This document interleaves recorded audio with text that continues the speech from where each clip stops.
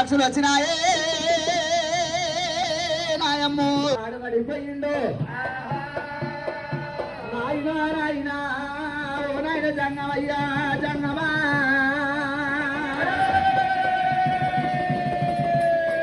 నా పెళ్లి మీద మమ్మవయ్య పిల్ల జాడల్ల నేను బయలుదే పిల్లి రీతిగా అయిపోతినా నాయనో జంగమయ్యా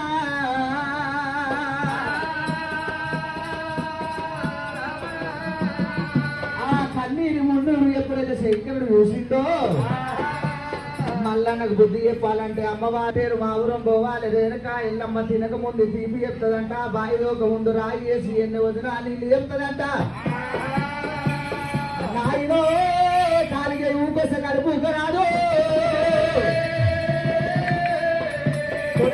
గణపతి పోతుంటే కొర్ర సేనుతోని కోటక పంట, నువ్వు సేనుతోని నూటొక్క పంట, పత్తి సేనుతోని పతొక్క పంట.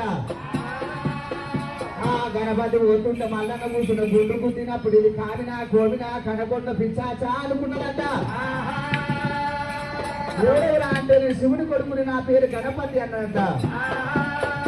అయ్యయ్యో తమడా గణపతి ఎక్కడ పోతున్నావు అంటే మా పేరు మా ఊరు రేణుక ఇళ్ళమ్మని తొలుకొని రానికి పోతున్నా.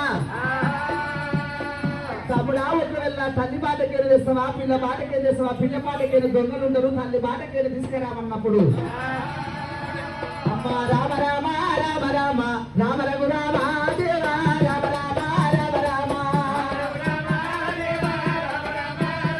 అమ్మ ఆడలేడు గణపయ్య మరిదాడ ఆడలేడు గణపయ్య చెరుకే తీపి కనుక చెరుకు తినుకుంటా కొండలలో రాసులు వేసుకుంటా మట్టేరు మామల వస్తా ఉన్నాడు. అమ్మవారు శోలోపన పడ్డది, అమ్మవారు రేణుకా ఎల్లమ్మ దగ్గర దిగున లేస్తున్నది. తమ్ముడు కనుక ఏమి 7 మేడల కలగోడి బిడ్డలు నింపుకుంటున్నది అమ్మవారు రేణుకా ఎల్లమ్మదేవి. ఎర్రగూడు పడ్డగూడు ఎర్రి పెట్టి పట్టుకున్నది, పుడిగరాగి చెప్పులోపల నీళ్ళు పట్టుకున్నది పంచదేవరి ఎల్లమ్మ. గుణగుణ ఎల్లమ్మదేవి గుణాముడి తల్లమోలే గుణగుణ ఎల్లమ్మదేవి.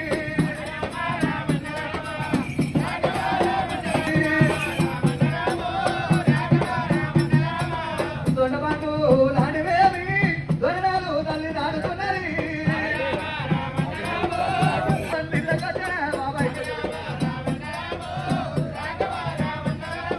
అమ్మవారు రేణుకా ఎల్లమ్మదేవి చెబుతోని ముతుకములు చేయాలని వారి ఎల్లగూడ పడ్డగూడు ఎల్లి తీసుకున్నది. కొడుకున్నది వారు ఎల్లమ్మ ఎమ్మకు తిప్పుతున్నది, ఎల్లుకున్నది వారు తల్లి గణపయ్యరావు. అమ్మ బాగా ఉన్నదా నాయన. ఆడపిల్లలకు ఎంతకైనా కానీ ఆస్తి అన్నదమ్మ అమ్మ నాయన మీద ఉంటది కానీ అన్నదమ్మల మీద ఉంటుందా అక్క? తమ్ముడా ఏమైంది రాని ఏమి చిన్న పోతుందిరా. ఈ అమ్మ రాగానే అమ్మ బాగుందా నాయన బాగున్నా అంటారు, నన్ను అడుగుతున్నాను అక్క. తమ్ముడా పోలే రామగిరి గుంట లేక పూరగిరి కొండ లేకున్నావు. నీకు ఏమైంది తమ్ముడా? అక్క నీ అమ్మ ఆకలి కొన్న ముఖం ఉడకమ్మ. అయ్యో మారిపోయిన నువ్వు పైన పక్కము దుఃఖ తీరుకున్నదంటమా. నన్ను బయట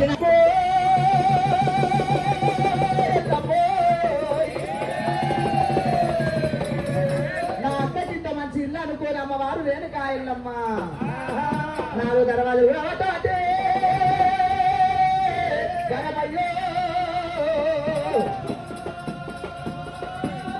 అక్క 2 గంటలు పెట్టి రోగలు కలుగుతున్నాయి, 10 గంటలు పెట్టి బండలు కలుగుతున్నావు, 5 గంటలు ఉప్పు కొడుతున్నాయి అక్క ఎల్లమ్మ.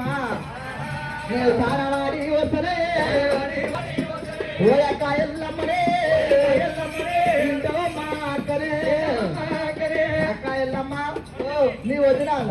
తమ్ముడా విఘ్నేశుడా నీళ్ళు సన్నీళ్ళు పోయి ఆడుకోరాలు కావాలంటే నీకు దారాడుకున్న బాయిలో దానం చేయకుండా కానీ కలిసి చూసాక వస్తా.